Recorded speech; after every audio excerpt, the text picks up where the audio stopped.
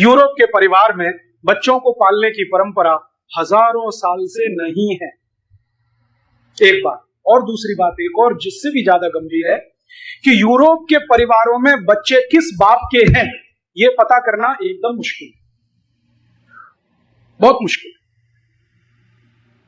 कारण क्या है? वहां जो शारीरिक संबंध हैं वो इतने खुले हैं, इतने फ्री हैं कि कोई भी किसी के साथ जाए। और जिन समाजों में शारीरिक संबंध बहुत खुले होते हैं, जहां पर शारीरिक संबंधों में लिबरलाइजेशन होता है, वहां पर बाप का पता करना बड़ा मुश्किल होता है, क्योंकि वो मां जानती नहीं है, क्योंकि पता नहीं कितनों से संसर्ग वो करती है। और ये ऐसा क्यों होता है? वो ये कहते हैं सेक्स ही जिंदगी का चरम आनंद है, इसके अलावा कुछ नहीं। तो सेक्स भोगने के लिए एक पति से संतुष्ट होते हो तो ठीक है, नहीं तो 2 के पास, 3 के पास, 5 के पास, 10 के पास, 20 के पास, 50 के पास, कोई फर्क नहीं पड़ता, क्योंकि सेक्स संतुष्टि ही जिंदगी का चरम आनंद है। ध्यान रखना। और ये प्लेटो कहता है, अरस्तु कहता है, लिबनिट्ज कहता है, देकार्ते कहता है, रूसो कहता है, सारे फिलोसोफर कहते हैं कि हमारी जिंदगी का चरम आनंद ही ये है, सेक्स में डूबना। तो एक से नहीं मिलेगा तो दूसरा, दूसरे से नहीं मिले तीसरा, तीसरे से नहीं मिले चौथा। इसलिए शारीरिक संबंधों में कोई मर्यादा नहीं है, इसलिए वहां विवाह करना जरूरी नहीं है। इसलिए यूरोप में विवाह नहीं होते। आपको मालूम है आज भी यूरोप में 70% बिना विवाह के लोग रहते हैं। एक अंग्रेजी में आजकल शब्द आया है लिव इन रिलेशनशिप, बहुत चल रहा है। इसका मतलब है बिना विवाह के साथ साथ रहना। 2 दिन एक के साथ रहना, 3 दिन दूसरे के साथ, 5 दिन तीसरे के साथ, महीने चौथे के साथ, 2 महीने पांचवें के साथ, साल भर में 10-20 बदल दो। ये आज की परंपरा नहीं है, हजारों साल की। तो विवाह होता नहीं है, बिना विवाह के ही सब होता है। तो विवाह की परंपरा भी नहीं है, मान्यता भी नहीं है, इसलिए विवाह करना, कराना वहां कुछ महत्वपूर्ण बात नहीं मानी जाती। अब जहां सेक्स संबंध ही जिंदगी का सारा उत्कर्ष है, चरम है, तो वहां फिर मान्यता क्या है? वहां मान्यता यह है कि स्त्री और पुरुष ऐसे ही हैं जैसे इस्तेमाल करने वाली वस्तुएं।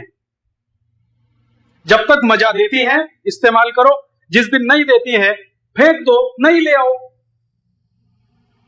तो महिला जब तक आनंद दे रही है तब तक रखो, जिस दिन बेकार हो गई घर के बाहर निकालो, दूसरी ले आओ, बाजार में मिलती है। अब परिणाम क्या होता है कि एक साथ बहुत सारी महिलाओं से शारीरिक संबंध रखना, तो पता कैसे चले बाप कौन सा है? अब जहां सेक्स संबंध ही जिंदगी का सारा उत्कर्ष है, चरम है, तो वहां फिर मान्यता क्या है? वहां मान्यता यह है कि स्त्री और पुरुष ऐसे ही हैं जैसे इस्तेमाल करने वाली वस्तुएं। जब तक मजा देती हैं इस्तेमाल करो, जिस दिन नहीं देती हैं फेंक दो, नहीं ले आओ। तो महिला जब तक आनंद दे रही है तब तक रखो, जिस दिन बेकार हो गई घर के बाहर निकालो, दूसरी ले आओ, बाजार में मिलती है। अब परिणाम क्या होता है कि एक साथ बहुत सारी महिलाओं से शारीरिक संबंध रखना, तो पता कैसे चले बाप कौन सा है? बिना शादी के बच्चे होंगे तो पता कैसे चले बाप कौन सा है? तो इसलिए यूरोप में परिवार बनता नहीं है। परिवार तो कुछ निश्चित बिंदु से शुरू होता है ना। परिवार तो ऐसे शुरू होता है, मेरी माँ ने कहा देख ये तेरे पिताजी हैं, बस वहीं से शुरू हुआ। वहां कोई माँ ये कह नहीं सकती कि ये तेरे पिताजी, पता ही नहीं है उसको कौन सा पिताजी है। और ये 1-2 साल नहीं रहा है, 2500 साल ये रहा है। और 2500 साल में कम ज्यादा होता रहा। आज भी 2006 में यूरोप में यही चल रहा है। मैक्सिमम लोग लिव इन रिलेशनशिप में हैं, धर्म पत्नी और पति बनके नहीं, गर्लफ्रेंड बॉयफ्रेंड हैं, पति पत्नी नहीं, जो हमारी परिभाषा है ना पति पत्नी की नहीं। तो वहां फिर होता क्या है? वहां फिर होता यह है कि जब इतने सारे लोगों से इतने तरह के संबंध आप रखें, तो सबसे ज्यादा वेनरल डिसीजेस, सेक्स जनित रोग सबसे ज्यादा इसी समाज में, सबसे। और आजकल तो आप सुनते हैं ना बार बार, वफादार रहो, एक ही पत्नी से संपर्क रखो, नहीं तो ये हो जाएगा, ये हो जाएगा। यूरोप में ये कहानी 2500 साल से ऐसे ही चल रही। फिर बीच बीच में कुछ लोग ऐसे आए यूरोप में जिन्होंने इसको बदलने की कोशिश की, बीच बीच में।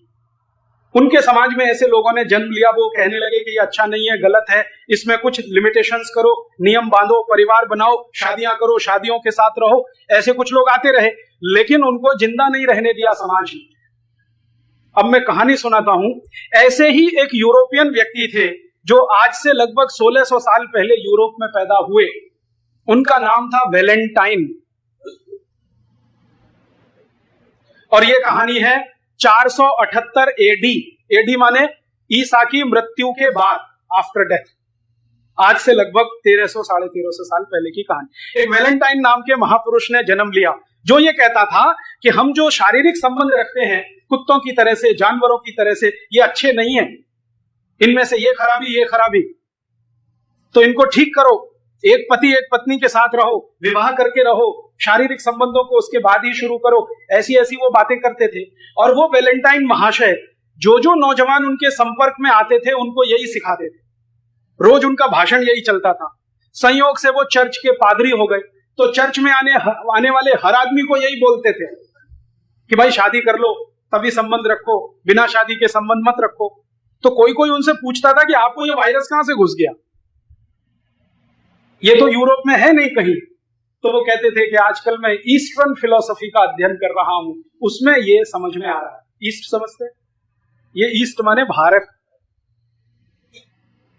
आज से 1600 साल पहले, 1700 साल पहले का भारत, पूरा ईस्ट लगभग वही था।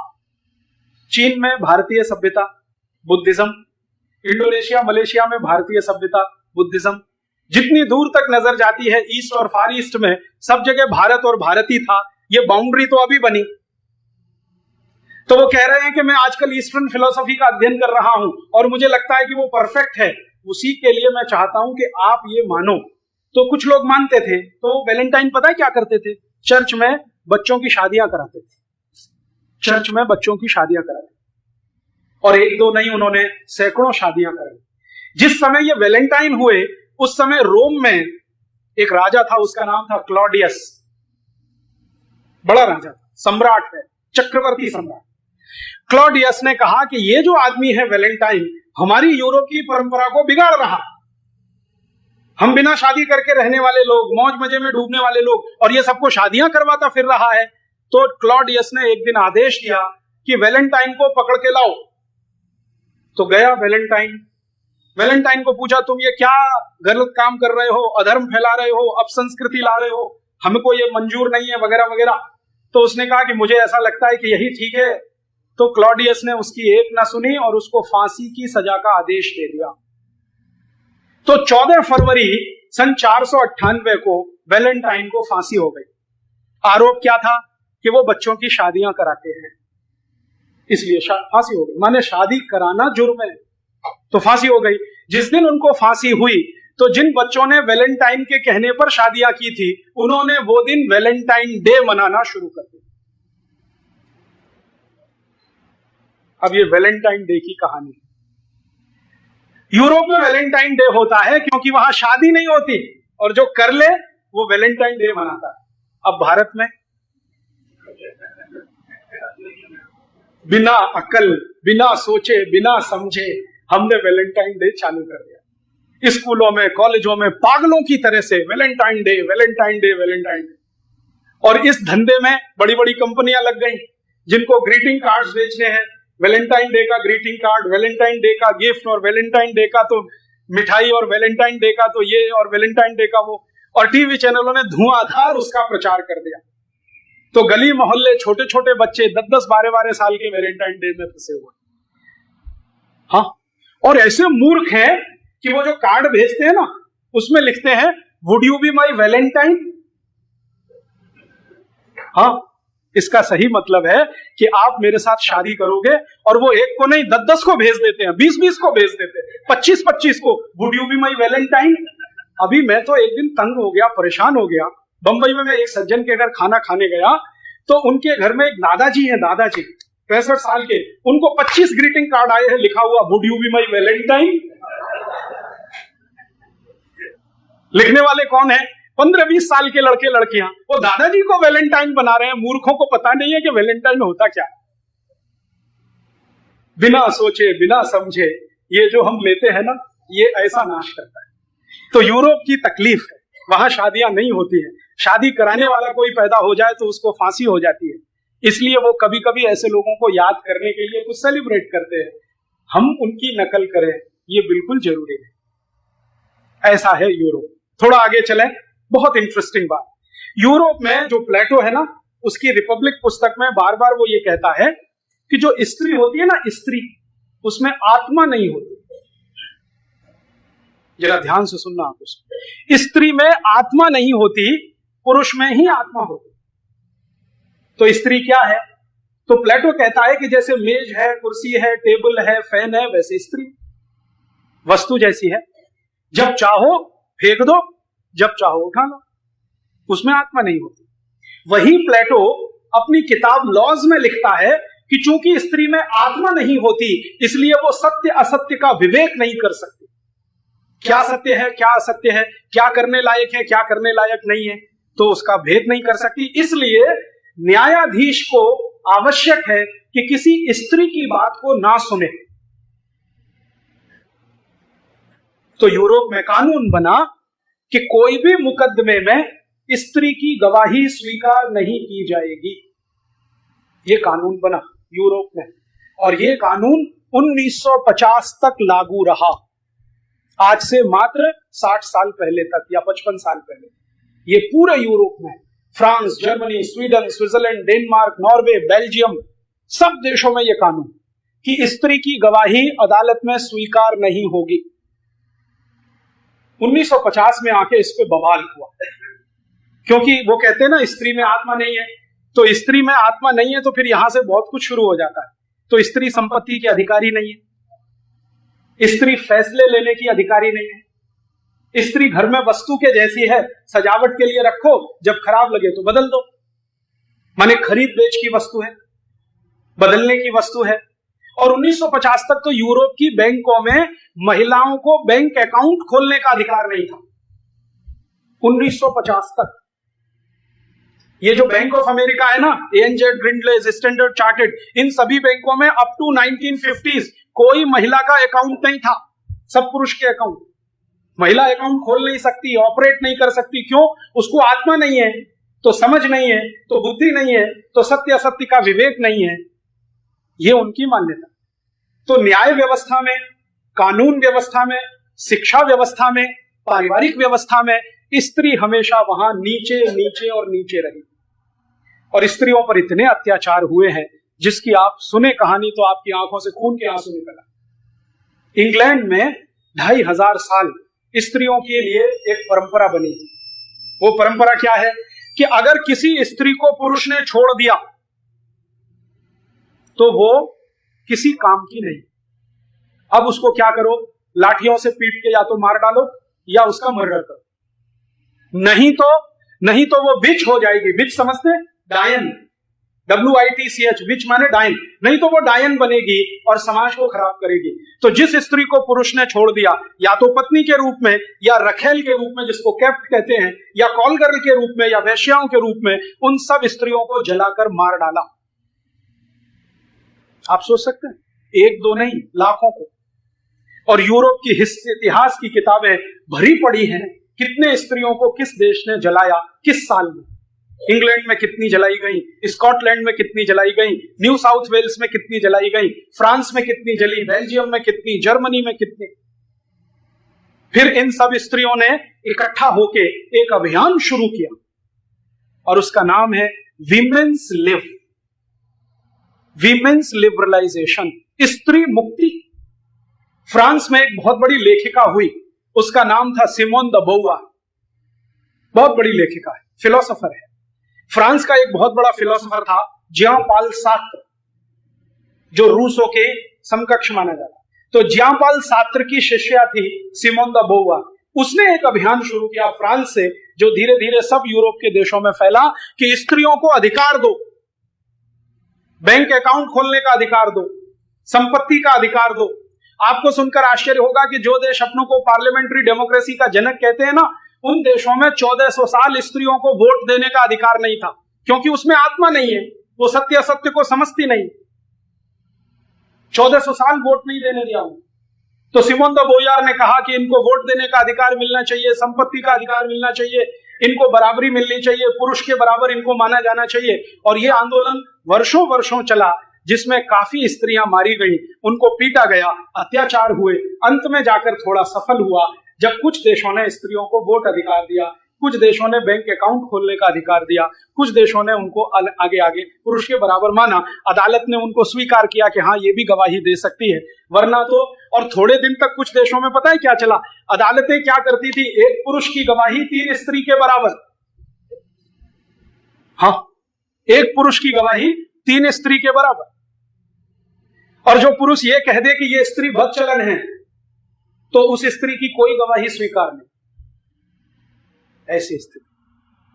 तो परिणाम क्या हुए, इन देशों ने पिछले 50 साल में कानून बनाए, कानून बनाकर स्त्रियों की स्थिति को सुधारने की कोशिश की।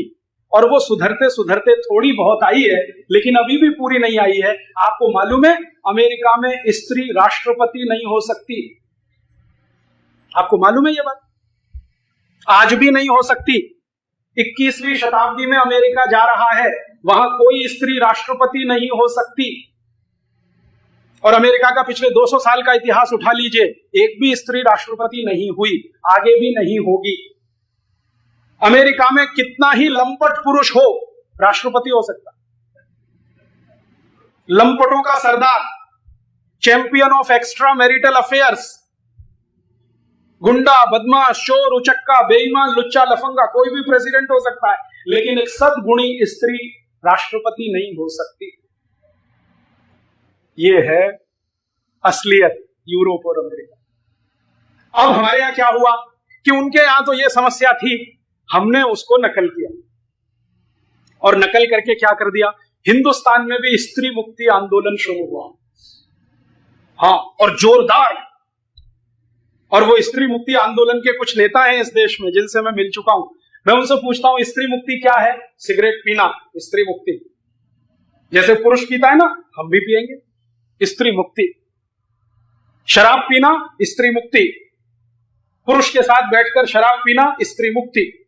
पुरुष के साथ बैठकर सिगरेट पीना स्त्री मुक्ति। पुरुष जैसे कपड़े पहनता है वैसे पहनना स्त्री मुक्ति। पुरुष जैसे बाल रखता है वैसे बाल कटवाना स्त्री मुक्ति। हमने ये तमाशा शुरू कर दिया इस देश में, बिना सोचे बिना समझे, मूर्खों के मूर्ख, कूड़ मगज।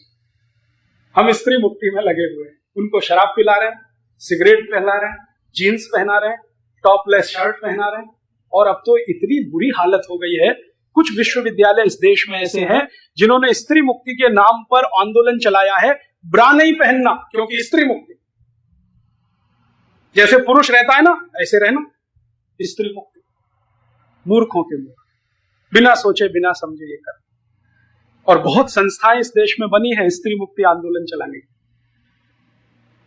वहां स्त्री मुक्ति क्यों है, यहां क्या है? आप जरा बताओ, भारत में ऐसा कौन सा राजा हुआ जिसने किसी स्त्री को समाज में वोट डालने का अधिकार रोक दिया? कौन सा ऐसा राजा हुआ जिसने स्त्री को संपत्ति का अधिकार रोक दिया? कौन सा ऐसा राजा हुआ जिसने स्त्री को परिवार में नीचे का दर्जा दिलवाया? कौन से ऐसे शास्त्र हैं इस देश में? यहां तो हम जितने भी शास्त्र पढ़ते हैं ना, हर जगह घुमा फिराकर एक बात आती है जिसका एक ही अर्थ है, यत्र नार्यस्तु पूज्यन्ते रमन्ते तत्र देवता। जहां स्त्रियों का स्थान ऊंचा होता है ना, वहां देवता भी निवास करते हैं, क्योंकि स्त्रियों में जो गुण हैं वो ईश्वरीय माने जाते हैं। आपको मालूम है, भारत में ये मुझे एक दिन पता चला, अब तक मुझे नहीं मालूम।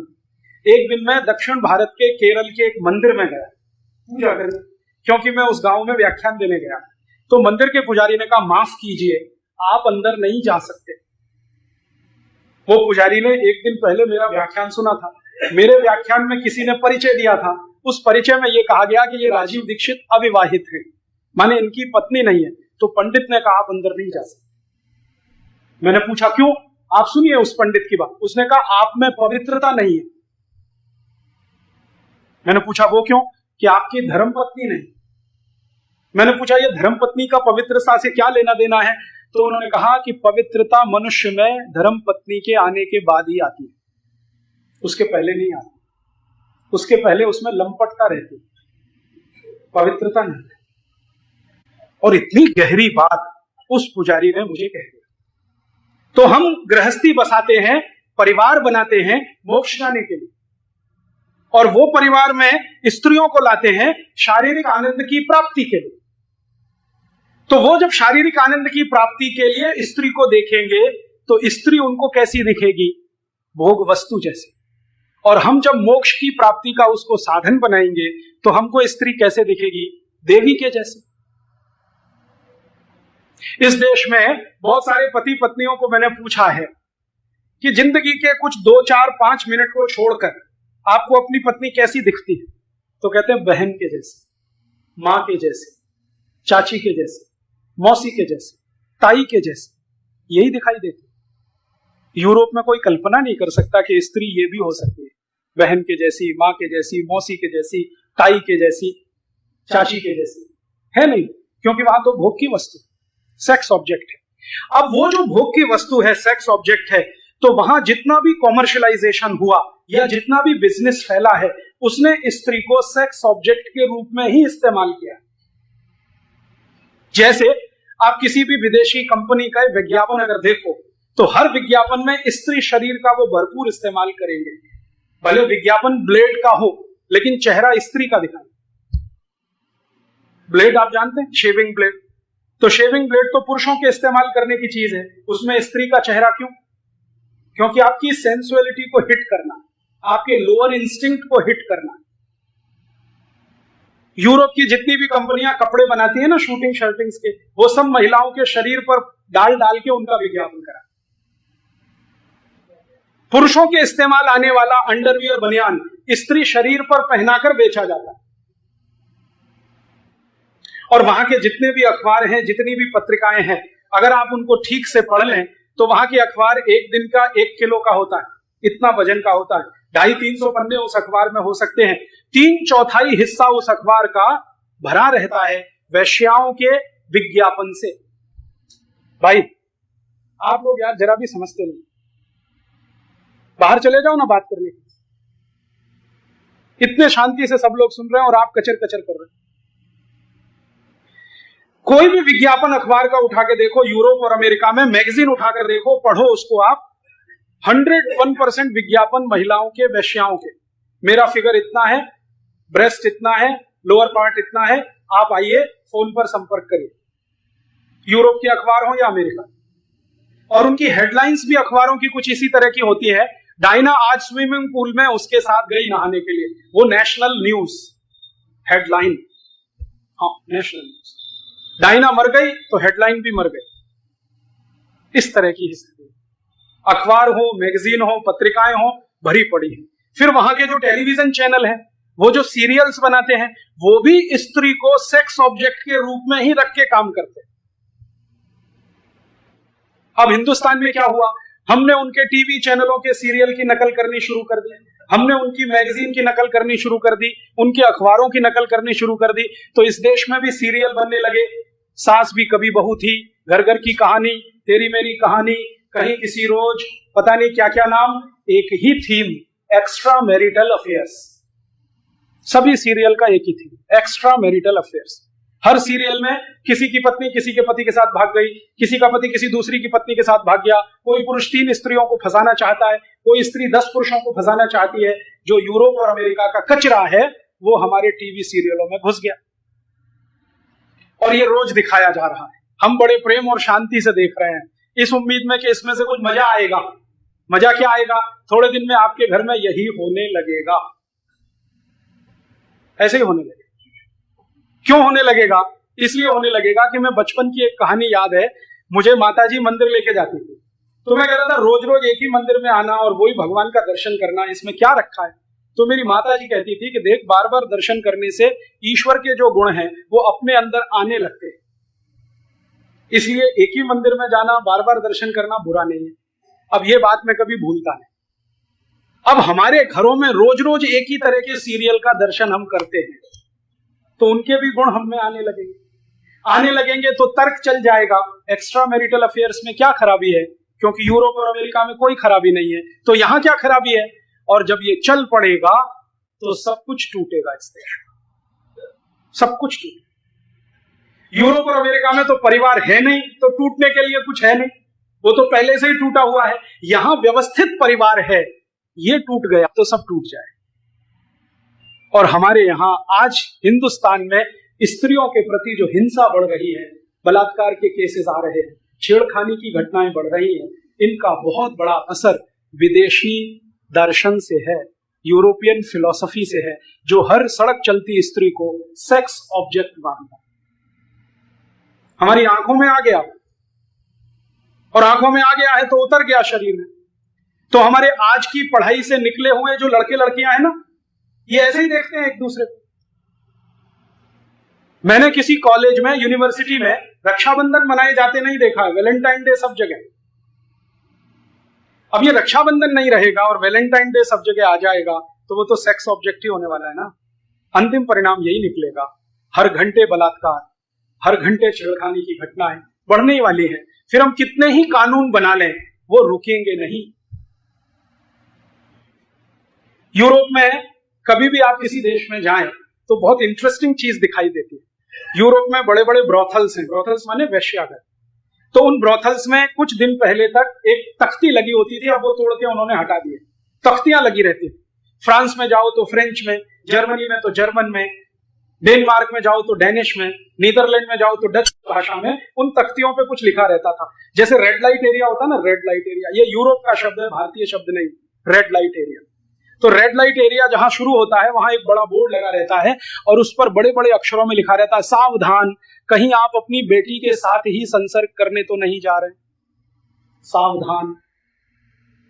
क्योंकि बेटी तो घर में है नहीं, पैदा होते ही छोड़ दिया, वो लावारिस घर में पली है, बड़े होकर किसी ने खरीद लिया उसको, वैश्या बना दिया। अब आपको मालूम नहीं है कि आप जाएं तो आपकी बेटी से ही संसर्ग करना ना पड़ जाए, तो वहां लिखा रहता है। तो फिर इसका व्यवस्था कैसे होती है? तो वहां एक आजकल डॉक्टर बैठने लगे हैं जो ब्लड चेक करते हैं आपका, कि आपका ब्लड ग्रुप देख लो और जिसके साथ सोने जा रहे हो उसका ब्लड ग्रुप मैच कर लो, कहीं ऐसा ना हो कि वो आपकी ही बेटी, आपकी ही बहन। इतना गिर चुका है, इतना गिरा हुआ ये, जहां के पुरुष अपनी बहनों से, बेटियों से संसर्ग करने के लिए वेश्याघरों में जाते हो और वहां से कोई हमको ये बढ़ाने आए कि तुम नालायको, हम महान हैं। हमने कभी खोजने की कोशिश नहीं की यूरोप की असलियत क्या है।